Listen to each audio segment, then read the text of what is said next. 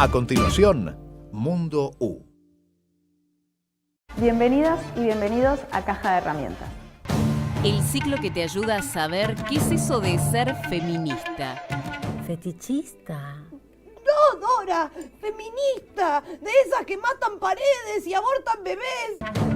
A entender que mucho de lo que te pasa no es mala suerte, es Machismo. ¡Ya está la comida!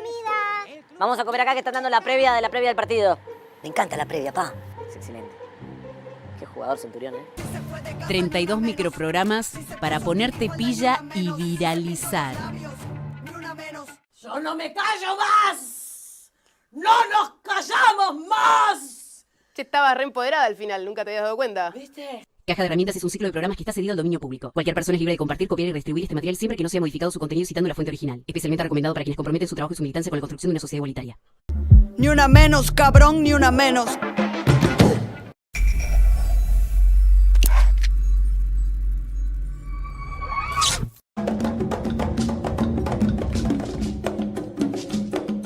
¿Qué sabemos sobre los africanos y afrodescendientes en Santa Fe? El hallazgo de una serie de restos arqueológicos. En realidad corresponden a un grupo afro o afroamericano que era revisado en Santa Fe la Vieja.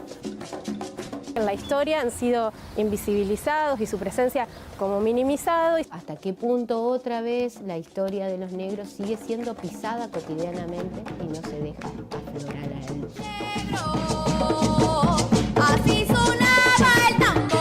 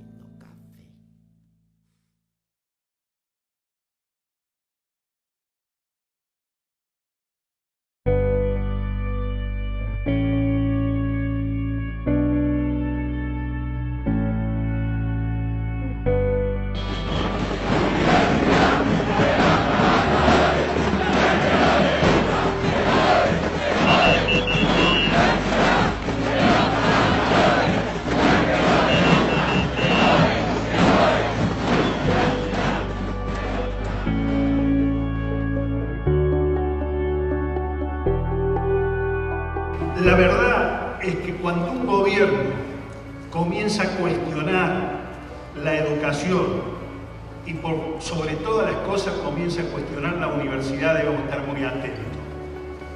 Pero no por una defensa propia, porque en definitiva, sí es cierto, la universidad es nuestra fuente de trabajo, pero nosotros hemos aprendido dentro de la universidad que la universidad es mucho más que nuestra fuente de trabajo. Hemos aprendido que no somos los dueños, que la comunidad universitaria no es la dueña de la universidad. La universidad es del pueblo, debe ser del pueblo y debe trabajar a favor del pueblo.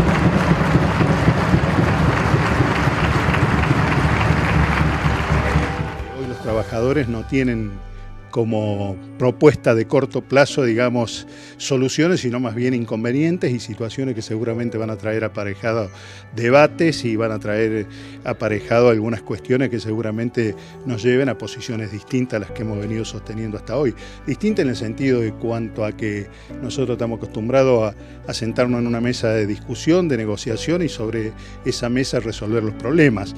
Ahora parecería que la cuestión está enfilada hacia otra dirección, se habla de reformas en el plano de todo lo que es la legislación laboral, lo que sería muy grave, porque esto es un retroceso. Sumado a esto, ¿no es cierto?, se ha hablado mucho de las paritarias en cuanto a la forma de la continuidad, lo que a nosotros nos perjudicaría, teniendo en cuenta que nosotros somos un gremio que ha alcanzado este objetivo hace muy poco tiempo, no más de 10, 11 años.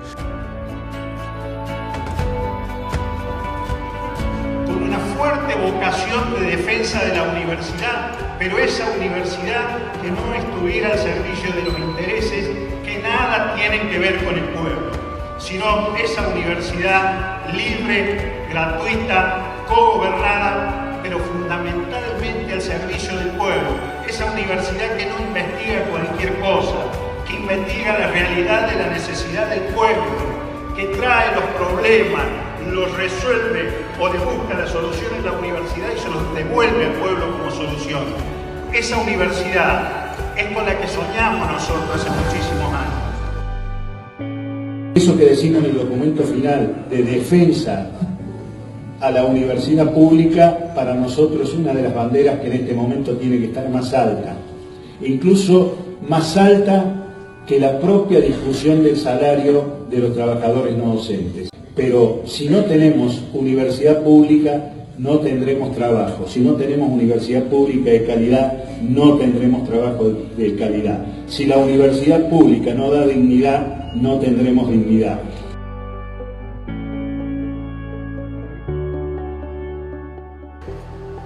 No hay que traicionar al pueblo, no hay que traicionar a los compañeros.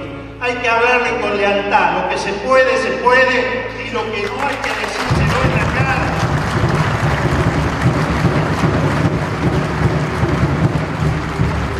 Nadie puede pensar que vamos a tener una patria libre, una patria justa y que además va a ser soberana si nosotros no nos involucramos.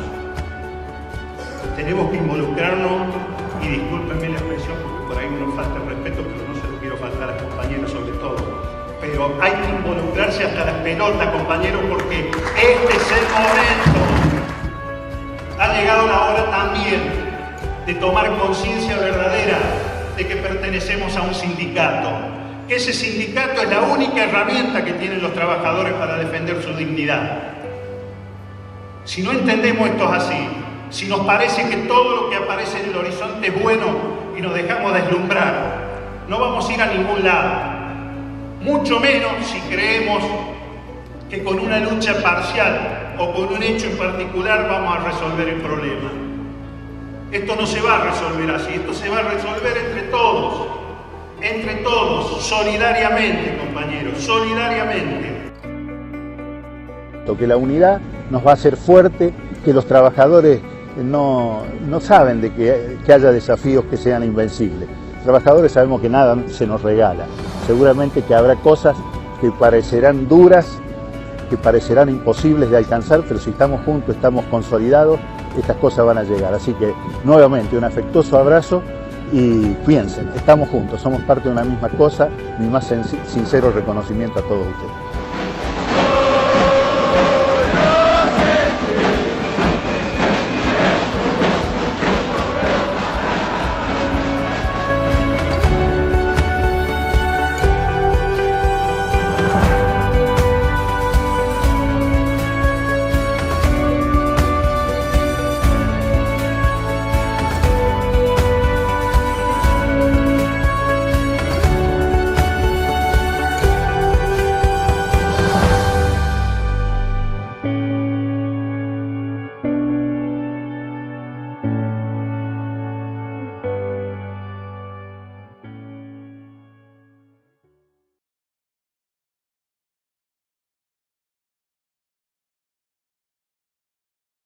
Hoy en Caja de Herramientas vamos a hablar de amor, cuidados y trabajo doméstico. 3 cosas muy diferentes entre sí, pero que en las mujeres suelen ir juntas. Si se fue de casa ni una menos, si se puso minifalda ni una menos, si se pintó los labios ni una menos, ni una menos, ni una menos, ni una menos. Por lo general, ¿quién lava los platos en tu casa? ¿Quién plancha la ropa? ¿Quién barre el piso? ¿Una mujer o un varón? Una mujer, ¿no? Esto no es casual, porque los varones dedican la mayoría de su tiempo a los trabajos pagos, mientras que nosotras, las mujeres, además de salir a trabajar, tenemos que ocuparnos de las tareas domésticas, como por ejemplo limpiar el baño, lustrar muebles, hacer las compras, cocinar, lavar ropa, planchar camisas, coser medias, sacar piojos, ayudar en la tarea de la escuela, limpiar la caca del gato, llevar a los niños al médico, ayudar a los abuelos y tantos etcétera más. Muchas veces escuchamos o decimos, mi mamá no trabaja, es ama de casa, o no, yo no trabajo, soy ama de casa. Bueno, tu mamá, mi mamá, todas las que trabajamos en la casas, sí trabajamos. Y como muchas de nosotras también tenemos trabajos remunerados fuera de casa, es que las feministas decimos que las mujeres tenemos doble jornada laboral. Bienvenidas y bienvenidos. Qué semana tuvimos en Mundo Ratón, ¿eh? Cuántas cosas hicieron los ratonzuelos. En el compilado de hoy vamos a ver comportamientos a la hora de la cena, cómo machos y hembras desarrollan un extraño mecanismo de desigualdad. Vamos a meternos en la pecera familiar. ¿Me acompañan?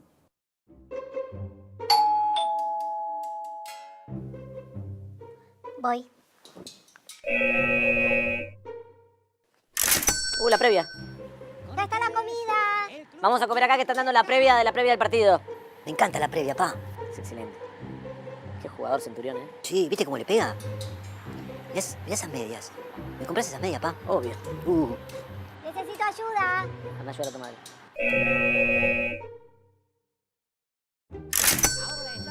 ¿Y esos botines? ¿Me compras un botín de eso, pa? Sí, obvio. ¿Y la pelota? Obvio, claro. Y el guante del arquero me gusta, pa. Cuando quieras vamos al outlet. Me estás tapando. Me tapaste recién. Pero yo quería con queso cheddar, ma. Andá a ayudar a tu madre. Voy yo.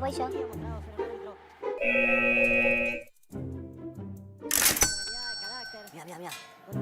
Mira eso, pa. Es increíble cómo suben al bondi. Es increíble. Cheddar. Pero está re duro esto, no se puede comer, no se puede cortar. ¿Por qué no cuidas la dentadura de tus hijos? ¿Por qué? ¿Qué quieres, que se rompan los dientes? Dame, hijo, por acá. Gracias, pa. Como trabajo acá, solo más. Yo debería cobrar por esto,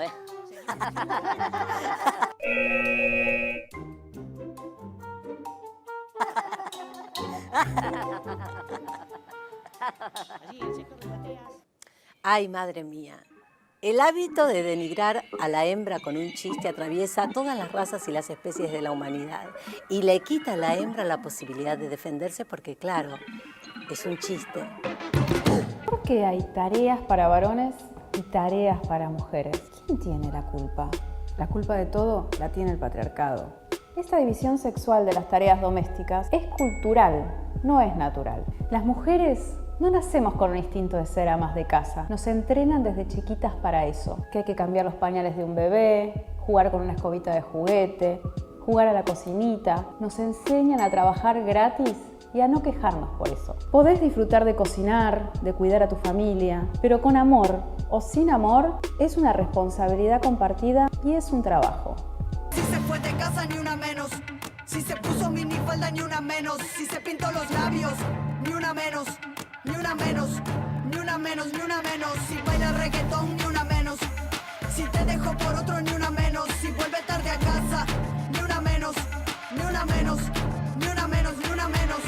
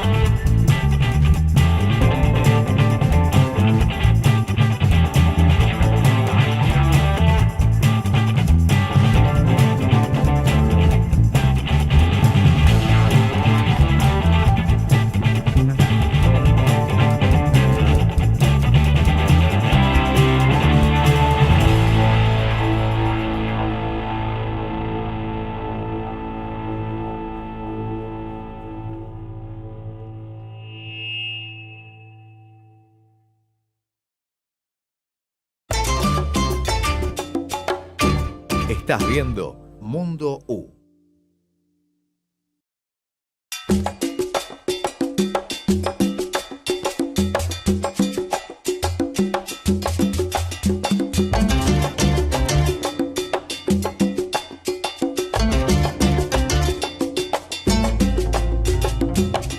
El sistema universitario es hoy un actor fundamental en la construcción de nuevos horizontes comunicativos. Las universidades públicas de nuestro país no solo están produciendo, sino que lo están haciendo en red. Somos la RENAU, Red Nacional Audiovisual Universitaria, y en el marco del Plan Federal de Producción de Contenidos Audiovisuales Universitarios, estamos creando la Plataforma Nacional Audiovisual Universitaria, que nos permitirá distribuir las producciones de todas las universidades públicas y de otros organismos a todos los rincones de nuestro país.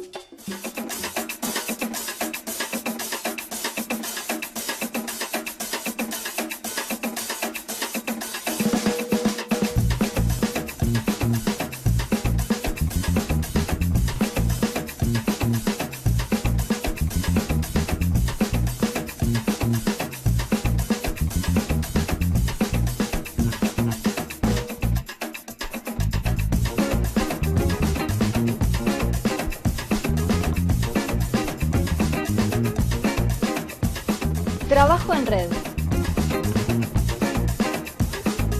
Identidades locales. Capacidades regionales.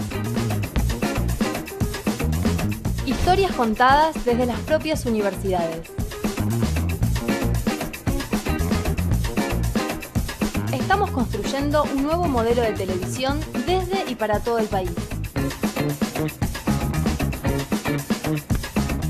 Esto es Mundo U, la Plataforma Nacional Audiovisual Universitaria.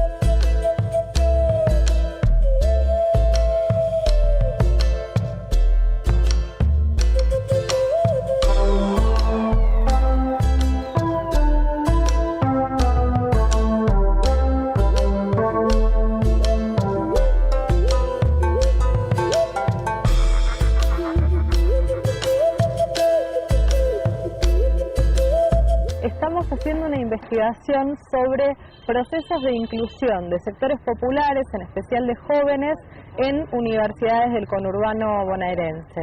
Es una investigación que continúa investigaciones previas de integrantes del equipo, en particular lo que tiene que ver con mi llegada a esa investigación, continúa una línea sobre jóvenes y políticas sociales.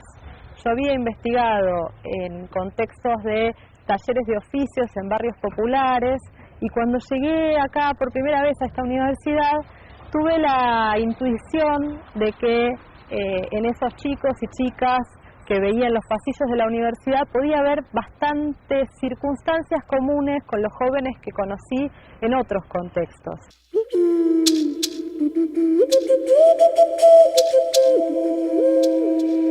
Las nuevas universidades del conurbano bonaerense se fundamentan apelando a retóricas de la inclusión, a discursos sobre la necesidad de incluir a los sectores populares y a la vez se acompañan por políticas que específicamente se orientan a garantizar, sostener, mejorar las condiciones de la inclusión académica.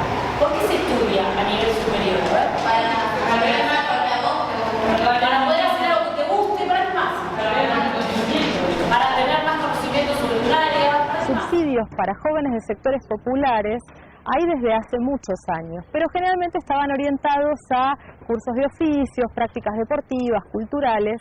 Básicamente estaban orientados a pensar a los jóvenes de sectores populares en los barrios y aparecían totalmente distanciados de contextos como las universidades, que tenían sus propias políticas, orientadas por criterios más ligados al mérito académico. Y la novedad que supone el progresar y en buena medida la creación de numerosas universidades en los últimos años en sectores con escaso desarrollo socioeconómico, donde no había casas de altos estudios, tiene que ver, o en todo caso habla de un modo diferente, o permite pensar en un modo diferente de interpelar desde las políticas a las juventudes.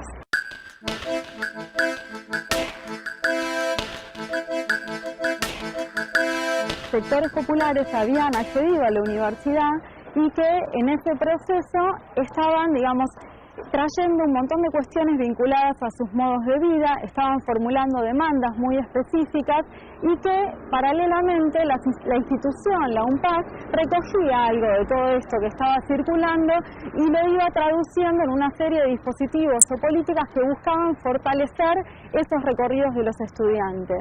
Llego a la universidad casi como un regalo del cielo, porque yo ni bien termino la secundaria, mi idea era seguir estudiando, pero por cuestiones familiares empecé a trabajar, me casé, tuve hijo y así pasó un trayecto de mi vida. En la puerta de la escuela, conversando con una mamá, me dan aviso de la universidad. Estaban por abrir la inscripción, que estaba por inaugurar. Y bueno, así es que dejo a mi nena en la escuela, tomo el colectivo, era justo el último día de inscripción y estaba la carrera que me gustaba, licenciatura en trabajo social. ¿Qué recordás del momento en el que te viniste a inscribir y efectivamente te pudiste inscribir? De esa situación, ¿cómo fue? O sea, con muchísimos nervios de poder llegar, porque era hasta las 3 de la tarde que finalizaba el horario de inscripción, bueno, de poder ir a mi casa, volver y traer toda esa documentación, y desde ya los serviciales, la información de los que estaban en ventanilla y de contarme un poco de qué se trataban todas las carreras, si estaba segura que quería esa, si no igualmente me anotaban, pero había una orientación vocacional y que me quedé tranquila si en todo caso yo quería cambiar de carrera, que no había problema, y con muchísimo igual nerviosismo y a esperar a que empiece la cursada, o sea, en ese momento era la orientación vocacional.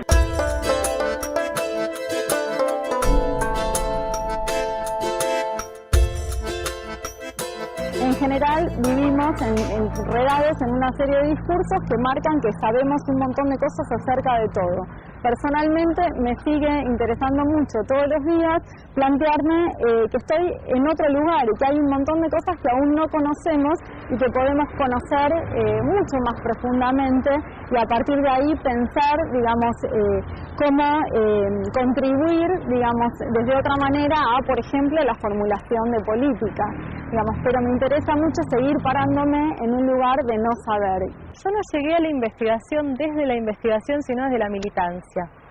A mí me empezó a resultar necesario en algún momento de mi recorrido como militante estudiantil hacerme algunas preguntas más profundas que las que podía hacerme, o en todo caso profundizar más a la hora de buscar respuestas a las preguntas que me hacía con mis compañeros.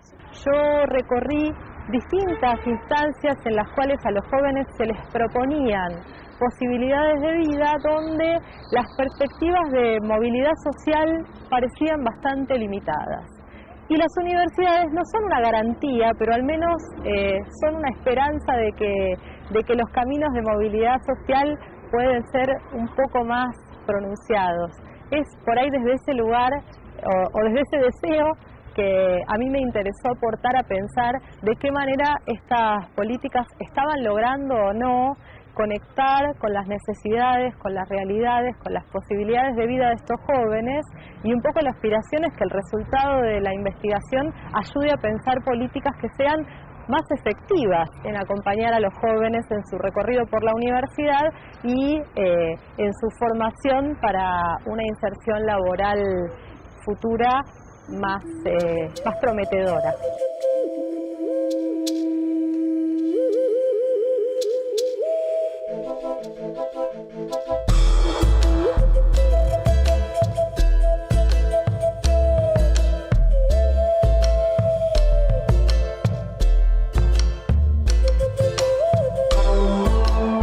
Me llamo Martín Boy, soy licenciado en Sociología, me recibí en la Universidad de Buenos Aires y trabajo en docencia en la Universidad Nacional de José C. Paz, en la carrera de Trabajo Social y también en la carrera de Sociología de la Universidad de Buenos Aires. Yo soy investigador del CONICET y desde el CONICET lo que estoy problematizando es la sexualidad y el espacio público en general, pensando cómo la oferta de sexo se construye como un problema urbano, como un conflicto urbano. Y acá en la UNPAS, en la Universidad Nacional de José C. Paz, estoy dirigiendo un proyecto en el que estamos investigando sobre el acceso de la población trans a los servicios de salud en el partido de José C. Paz y en partidos aledaños.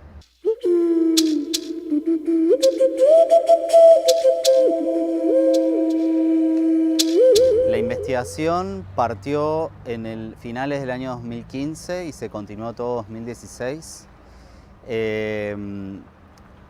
Y se construyó a partir de discutir un poco cómo desde la corporación médica se sigue pensando los cuerpos, desde la medicalización, sin tener en cuenta muchas veces los deseos de las personas y las construcciones identitarias que están atravesadas por los contextos políticos, sociales, culturales.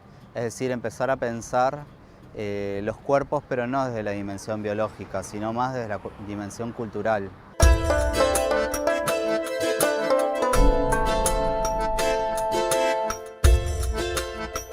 En el conurbano es muy difícil, como decías vos anteriormente, encontrar profesionales que se hayan capacitado para atender a las personas trans y a ver.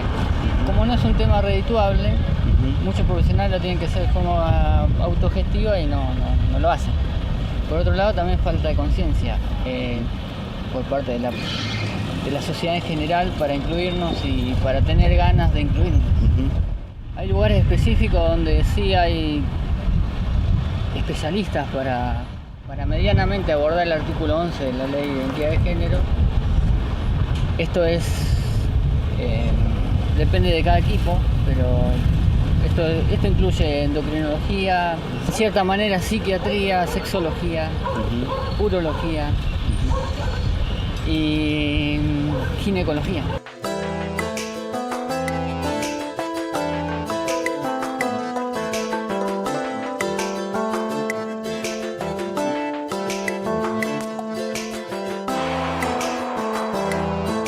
Lo que nosotros queríamos saber en esta investigación era cuánto conocimiento tenían los profesionales de la salud, que van desde el cirujano hasta el trabajador social, sobre la ley de identidad de género y cómo la estaban implementando en los servicios de salud, ¿no? Eso era un poco lo que queríamos y además cómo estaban concibiendo a las y los pacientes trans, ¿no? Desde qué perspectiva, si reproducían una perspectiva biologicista o si incorporaban nuevos elementos que realmente la ley de identidad de género argentina invita a incorporar nuevas perspectivas. Entonces queríamos saber cuánto el marco legal estaba cambiando las vidas cotidianas de las personas.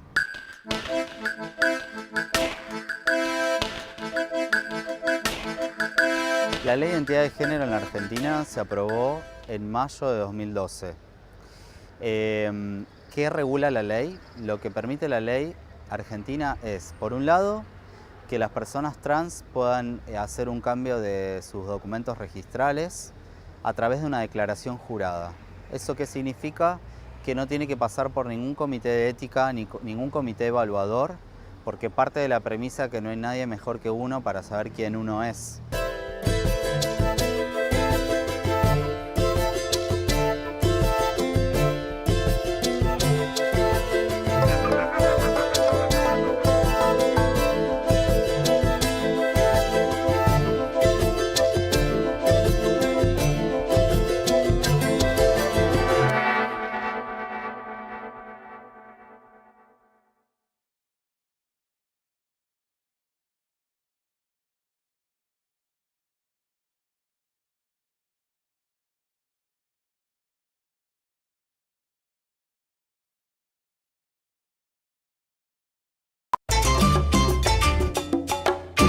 Estás viendo Mundo U.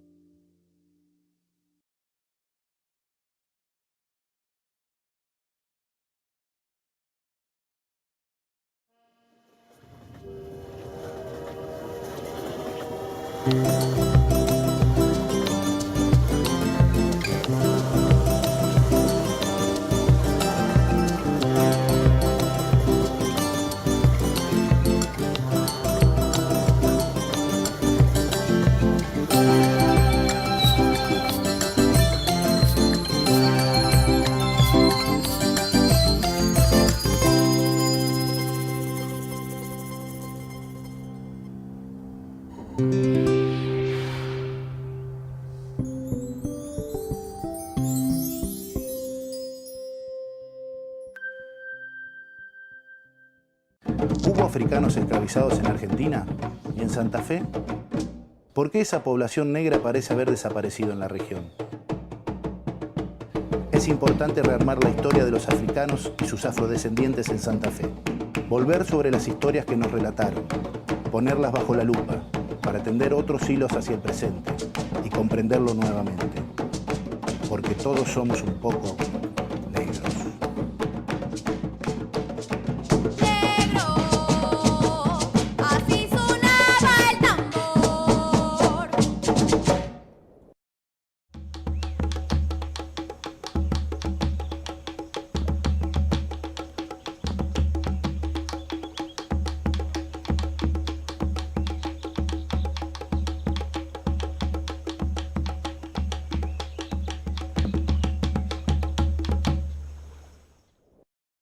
El negro Arigós no faltó a la cita del corso. La presencia del héroe, inmutable de los carnavales santafesinos, cabalgaba un asno de marcha lenta y solemne. Vestía chaqueta y pantalones rojos, mientras sobre la cabeza canosa descansaba un gran chambergo de paja.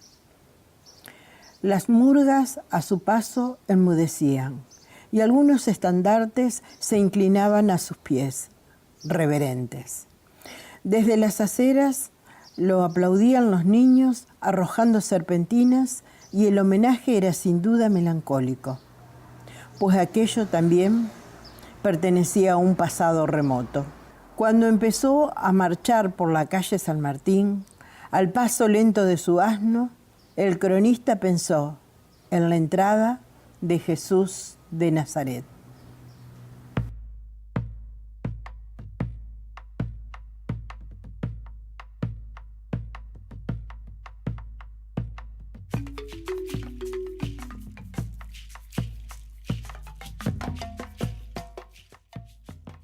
Mi infancia la pasé en lo que entonces se llamaba Barrio del Tambor. Creo que los ritmos del candombe resonaron en mí desde siempre, sin saberlo conscientemente. Quizás ese era el compás de la vida en el barrio. Soy Demetrio Braulio Acosta. Nací en Paraná, en 1874, y fui bautizado un año después. Si bien mi apellido es Acosta, siempre me llamaron el negro Arigós, porque mi madre, Toribia Acosta, trabajaba sirviendo en la familia de Emilio Arigós.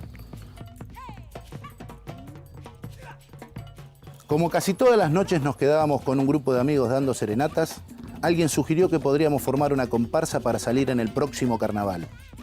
Y empezamos a imaginar cómo sería, cómo podíamos llamarla, qué tocaríamos. Al día siguiente nos reunimos en el almacén de Don Goyo, en el barrio sur. La decisión fue tomada y formamos la comparsa Los Negros Santafesinos.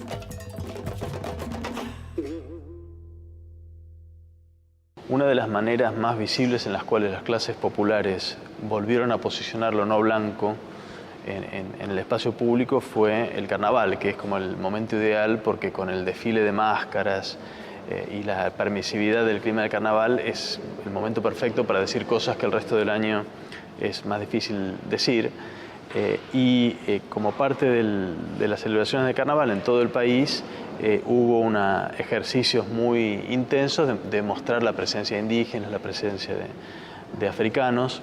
En Santa Fe, en la ciudad de Santa Fe, hay un ejemplo muy lindo en este sentido, que es la comparsa de los negros santafesinos, que actuó creo que por más de 40 años, que era una comparsa que combinaba una dirección en manos de afro-santafesinos, pero donde también desfilaban blancos tiznados de negro, ¿no? Agustín Zapata Goyán hace esta descripción en este trabajo que se llama El Carnaval de Santa Fe,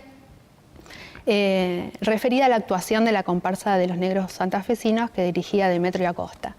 Y dice así: al compás de bombos y tambores presidía la comparsa un mulato de cara y manos embetunadas en un incesante y violento bailoteo, agitando como un enorme sistro una escoba con campanillas, sonajas y cascabeles, en bárbaro y exuberante ejercicio coreográfico de gambetas, zancadillas y brincos de felinos, mientras entre salvajes alaridos y en una ensordecedora chillería aludían a los prohibidos amores de los negros, cantando a coro Tata Viejo, que aparecía enamorado de una niña, la única mujer blanca de la comparsa. Lo que sí se ve en las comparsas en la fotografía son trombones, violines, guitarras y algún otro instrumento de banda. ¿Qué música hacían con eso? Tenemos muy poca idea. Que sean instrumentos europeos no implica que hayan hecho música pura y dura europea, sino quizás en un proceso de mestizaje muy interesante.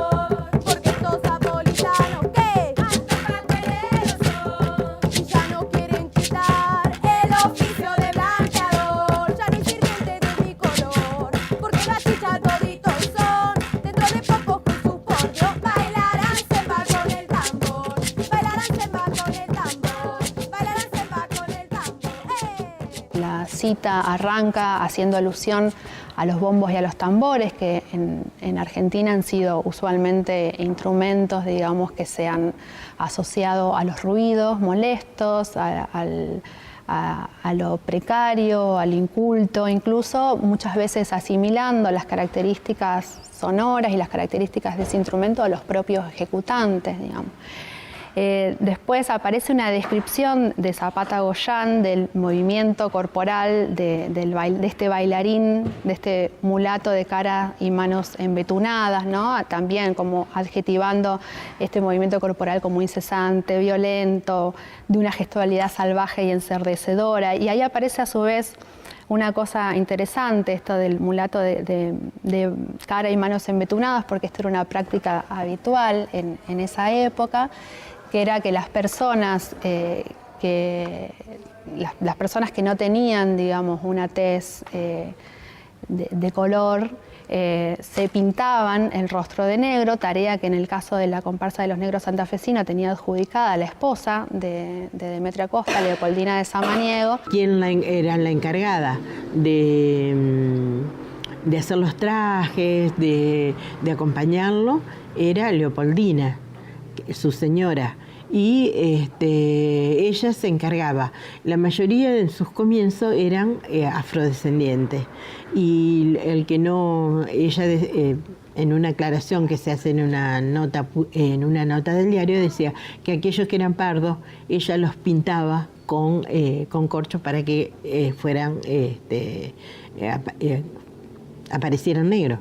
Y esto es interesante porque plantea un contrapunto con otras comparsas del siglo XIX, donde eran más bien jóvenes de clase alta, tiznados de negro, que era más bien una burla hacia los afroargentinos, pero también sabemos que hubo comparsas como la de los negros santafesinos, donde se utilizaba el tizne no como burla, sino como forma de hacer presente a lo negro, ¿no? Entonces hay como hay un acento puesto en esta descripción del movimiento corporal del bailarín, en la violencia y la incesancia, en lo salvaje y ensordecedor, en la barbarie y en la exuberancia, que asimila los comportamientos de este bailarín a los de un animal, ¿no? Volviendo a esta idea de la mayor proximidad del cuerpo negro con la naturaleza y con las características, digamos, que tiene ello.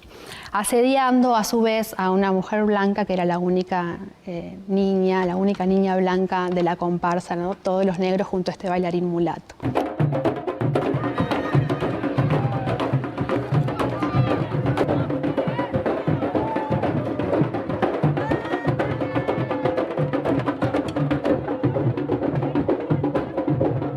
Cuando empezamos a hablar de la comparsa, tuve la suerte de poder entrevistarla a la hijastra de Demetrio Acosta.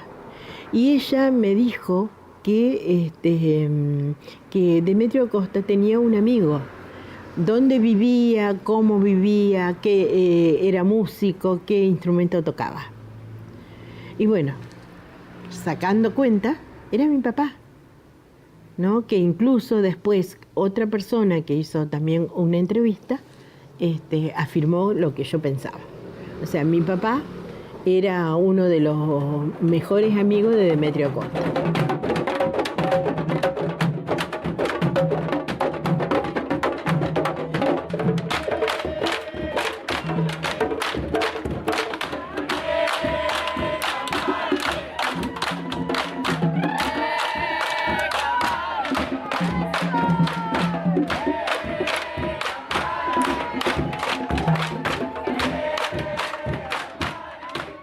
Mencionábamos esta presencia de una comparsa de los negros santafesinos, dirigida por Demetrio Acosta, de la cual participaban muchos afrodescendientes, no todos lo eran, pero había un buen porcentaje que era afrodescendiente, como un antecedente de la práctica del candombe en esta zona, ¿no?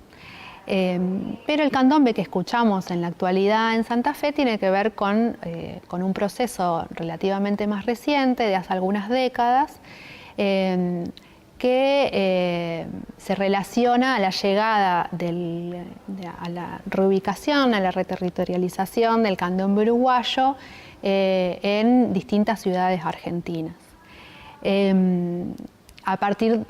Llegada a partir de la cual luego se producen una serie de movimientos, de resignificaciones, de nuevos usos, ¿no? La llegada del candombe uruguayo a Santa Fe y a Rosario se da desde los 90 aproximadamente, por varias vías, digamos, en parte a través de inmigrantes uruguayos que traían algunos conocimientos vinculados a la cultura popular uruguaya y que en sus idas y vueltas hacia Uruguay fueron como profundizando algunos de esos conocimientos y transmitiéndoselo a personas del ámbito local, ¿no? Elemento fundamental acá en Santa Fe, que fue, vamos a nombrarlo como un elemento, pero fue los acontecimientos de cuando empieza la Entepola, eso fue a principios de los 90. En los principios de los 90 es el Encuentro Nacional de Teatro Latinoamericano Popular.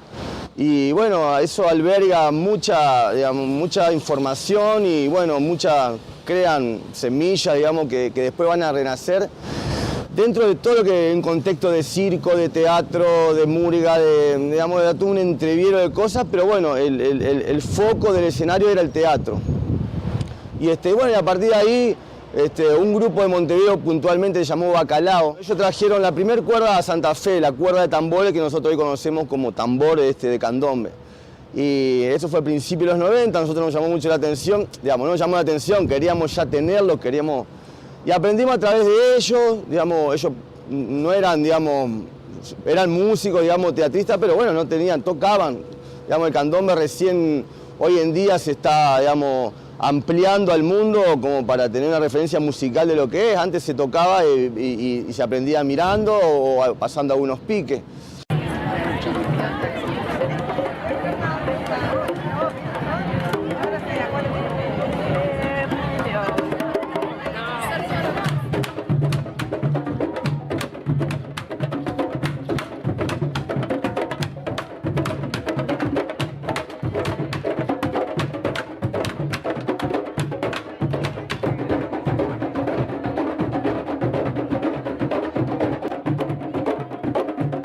También se dio a través de músicos jóvenes, argentinos, de sectores de clase media, que también viajaron hacia Montevideo o hacia Buenos Aires y un poco a través de algunos retazos de lo que era el candombe, de lo que era la práctica del candombe con tambores, digamos. Fueron también abriendo espacios de talleres y socializando ese conocimiento, y también a través de algunos artistas uruguayos que llegaron vinculados al campo del arte más ampliamente, al teatro, que llegaron por encuentros de teatro en Santa Fe y que también abrieron espacios donde transmitieron algunos conocimientos de la práctica del tambor, de la ejecución de los tambores y de la danza. Y esos conocimientos, esos retazos fueron, digamos, viajando entre Santa Fe y entre Rosario y se fueron profundizando, digamos, a lo largo del tiempo. Ya hacia mediados, hacia el 2000, digamos, ya había como un conocimiento bastante aceptable de lo que era la práctica del candombe y había grupos un poco más constituidos o que comenzaban a constituirse, digamos. Ya hacia mediados del 2000, lo que aparecen son de parte de grupos, digamos, también de jóvenes, de músicos jóvenes, digamos. Lo que aparece es como parte de ciertas reivindicaciones de lo negro que se venían dando en diferentes ámbitos sociales y que en este sector de jóvenes de clase media aparece, digamos, como una forma también de contestar de alguna manera esta idea de la Argentina como un país hecho por la inmigración europea, blanco, ¿no? Una forma de contestar a través del ejercicio de una práctica negra, de la experiencia de esa práctica, esta imagen. Aparecen recreaciones de lo que habría sido la sonoridad de un candombe local, en parte retomando estos antecedentes históricos de un candombe, que existían del candombe en Santa Fe y en Paraná, donde también hubo población afrodescendiente. O sea, fue un trabajo conjunto de músicos paranaenses, santafesinos, junto a la Casa Indo-Afroamericana. Aparece esta posibilidad de recrear esa sonoridad y de crear un candombe propio, un candombe del litoral. Viajamos a la ciudad de Montevideo, nos contactamos con un montón de gente, de las familias más emblemáticas, tradicionales del candombe montevideano, de los diferentes barrios. Fue una experiencia maravillosa y a la vuelta de aquel viaje fue que yo, bueno, supe que allá, como en otros lugares de Latinoamérica, se hacía esta manifestación, este evento para el 12 de octubre como una contravoz, digamos, a la versión oficial de descubrimiento de América, de celebración de la llegada de los españoles. Entonces, esto se hace en Montevideo con tambores, desde la comunidad negra se hace un contrafestejo y me pareció que en el contexto nuestro, de nuestra sociedad, historia, era muy importante hacerlo o podía ser muy útil, digamos, para repensar nuestra identidad, nuestra historia. Bueno, así fue que surgió en el 2002 la primera idea del contrafestejo, que en pocos días después de haber tirado la idea estaba totalmente en marcha y bueno, ya no había vuelta atrás, ¿no? Había que trabajar. De los elementos que más me animó a hacer el contrafestejo, esto de que en nuestra ciudad y en nuestro país había comunidades afro y había una historia de cultura afro que era súper desconocida, mucho más todavía que en Montevideo. Entonces yo por eso lo creí tan necesario, ¿no? a este tema de poder organizar un evento que propusiera otra mirada sobre la identidad y sobre la conquista, ¿no? Empezamos a descubrir el candombe afrolitoraleño en Rincón, ¿no? En la costa santafesina, con el río y los árboles. Y en ese paisaje el ritmo del tambor, el estar en contacto de las manos con el cuero, con la madera del tambor, nos trajo una fuerza, así, un sonido que bueno, nos revitalizaba, ¿no? Y nos permitía expresar cosas muy profundas que teníamos y compartirlas, así, sonar en grupo, ¿no? La cualidad de los candombes que son toques grupales, ¿no? Entonces hay que unirse para tocar. Yo creo que hay muchas influencias, sí, inevitablemente. Nosotros acá en Santa Fe mamamos el tema del candombe uruguayo. Voy a decir de la mano de Gabriel Speciali principalmente, porque yo tomé talleres con él en fines de la década del 90. O sea que todavía hay centros culturales que en esa época ni existían. El taller se daba en el Parque de Aray. Y creo que fue a partir, digamos, de conocer el candombe uruguayo, de comenzar a escuchar otros compositores, intérpretes uruguayos también. Y de pronto nosotros acá en Santa Fe está reivindicando una música uruguaya, sin ser argentina, pero entendiendo que esta patria es un poco más grande, era también empezar a conocer también cuestiones ancestrales que habían pasado acá también. Y empezamos a trabajar con la Casa Indo-Afroamericana, digamos, con Mario y Lucía. Y ahí, bueno, empezamos a generar algunos talleres de la casa, talleres de candombe, empezamos a tocar el ritmo, digamos. Y bueno, ahí surge también otra movida que empieza en los años 2000, empieza el 2000 y empiezan a surgir grupos musicales. Nosotros particularmente tuvimos un grupo con mi hermano que se llamó La Barriada, que hacíamos canto popular latinoamericano, candombe, murga, joropo, de todo un poco, y bueno, ya empezamos a incluir el tambor dentro de lo musical. Tiene mucho que ver en la parte de percusión, ya que nuestros antepasados se comunicaban a través del tambor. Siempre representa una parte importante.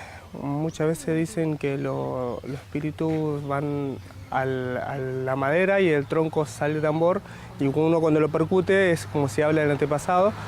Entonces eso tiene mucho sentimiento y uno ya de chiquito del tronco ya lo va trabajando, lo hueca, le pone todo el corazón, todo el cariño, por así decirlo, hasta que se termina y lo está tocando. Es un sentimiento que es tuyo, que es una creación tuya, y a su vez hacerlo tocar bien y eso, que suene es un sentimiento, más que nada sentimiento inexplicable.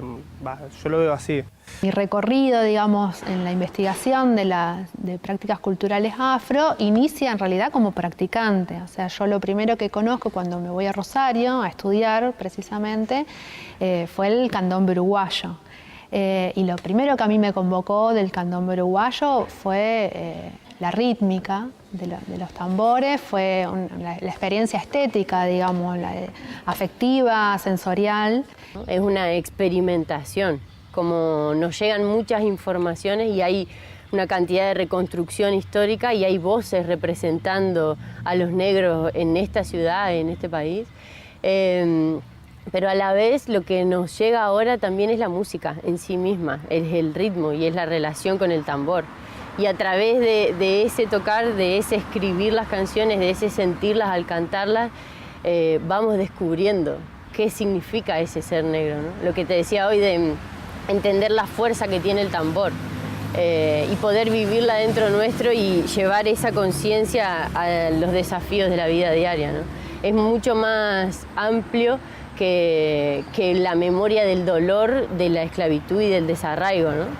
Que eso está en nosotras también, porque lo percibimos, lo sentimos, porque lo cantamos y lo traemos para que exista, ¿no? Para que esa memoria esté viva, pero a la vez que siga vivo ese espíritu negro, esa conciencia de hermandad, de comunidad, de compartir y sobre todo de la creación permanente, ¿no? La expresión del negro en el canto, en la vida diaria, en el toque o en los pequeños rituales, bueno, eso también estamos descubriendo.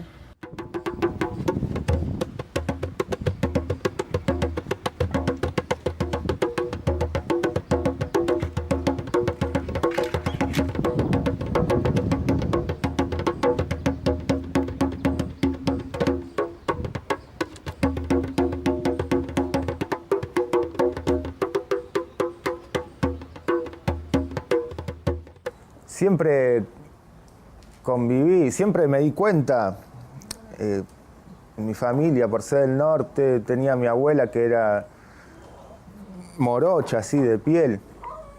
Y uno se queda con lo que aprende en la escuela, en eso, de los pueblos originarios, de todas cosas así. Pero me crié con mi abuela y siempre me despertó cosas de ella, intrigas de, qué sé yo, de movimientos, de,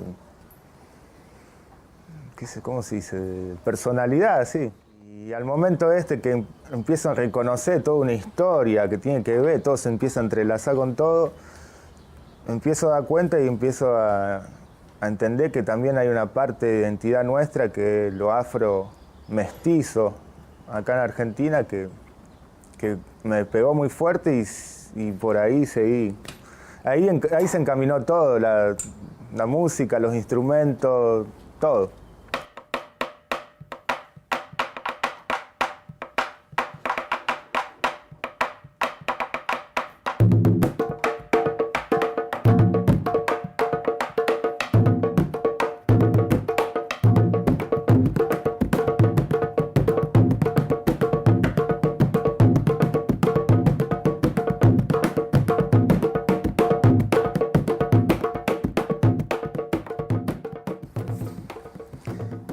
Y bueno, y siempre inconscientemente sintiendo una empatía por todo lo que es el arte, la cultura negra, americana, afroamericana, lo que sea.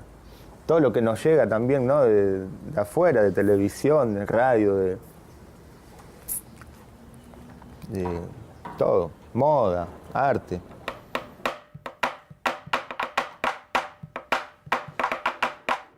Uno siendo chico, yendo a la escuela o algo, siempre te toca algún tipo de discriminación o con tus propios amigos de barrio. Ahí donde te cuento que tocábamos la batucada, eran unos cañaverales al lado de la vía del tren, al lado de un asentamiento en ranchos, así. Que toda gente del interior, de las provincias, y todos los amigos que teníamos de ahí, también teníamos en común una serie de rasgos, de color así, más, ¿cómo se dice?, morocho.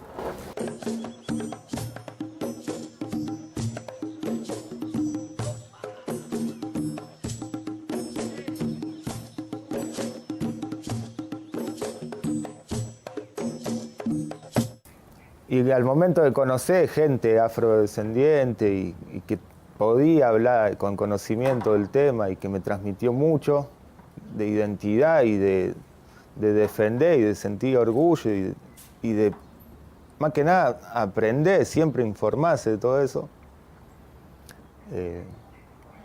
conocí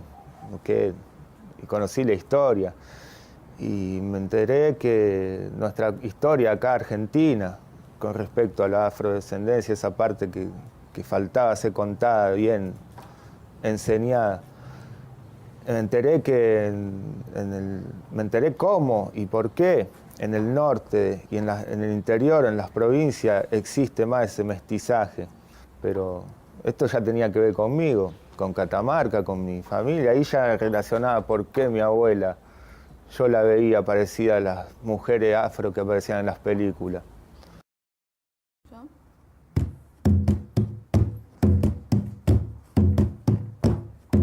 Queremos que retumbe bien fuerte, tenemos 1000 ideas que se escapan de la mente. Somos consecuencia de un mundo tan cambiante, encendamos la voz, no es hora de avergonzarse. Es nuestra historia la que no se puede callar, que atraviesa 1000 fronteras, no se frena, que se cuenta experiencias, armando estrategias con conciencia. Es nuestra voz que no se puede negar. Acá estamos listos para cultivar. No más mentiras, levanta tu grito para que se escuche. En la cima, nuestro sentir que acompaña todos los días, desde la conciencia, con las voces unidas. Acá estamos en Refinería. Y para que se repita, para que llegue hasta la luna, este es nuestro espacio para armar y desarmar nuestras culturas con nuestra voz, porque suena y retumba. Negro, así sonaba el tambor aquella noche para ahuyentar el dolor. La la la la la la la la la la la la la la.